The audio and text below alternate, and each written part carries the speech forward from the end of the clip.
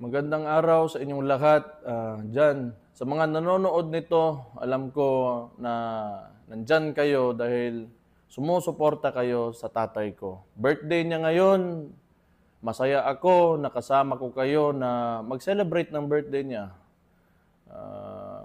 Yun lang, nasa Hague siya ngayon sa Netherlands, nasa ICC kasi inaresto sa hindi tama na paraan, illegal na paraan, yung tatay ko at isinuko ni Bongbong Marcos sa mga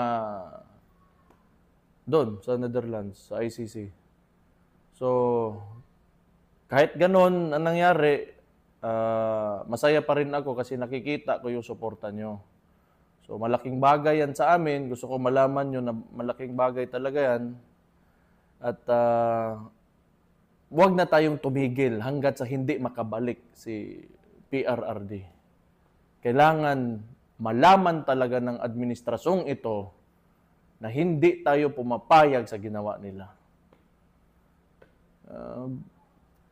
Yun lang. Again, gusto ko magpasalamat kasi kung hindi dahil sa inyo, wala na akong lakas. Mahirap din yung sitwasyon. Alam ko, marami tayong nasasaktan ngayon dahil sa nangyari, pero mahalaga talaga na lumaban tayo. Hindi pwede na tayo ay magpapatalo lamang. So, kailangan ipakita natin na hindi tayo talaga pumapayag. So again, maraming salamat talaga sa inyo. Marami kayong oras na pwedeng ibigay sa ibang bagay, pero andyan kayo ngayon, andito kayo, nakikinig sa akin.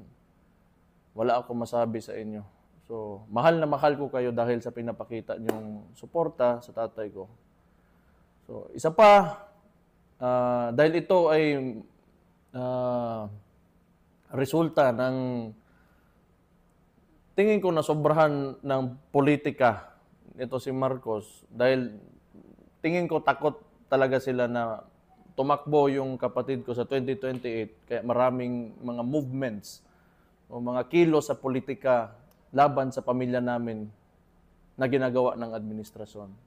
So, gusto ko lang dahil I want to take this opportunity na wag natin kalimutan yung mga issue yung sa GAA, pati yung sa PhilHealth ng mga pera na hindi nila masagot at yung kung paano ginagamit ang ayuda ngayon para sa eleksyon.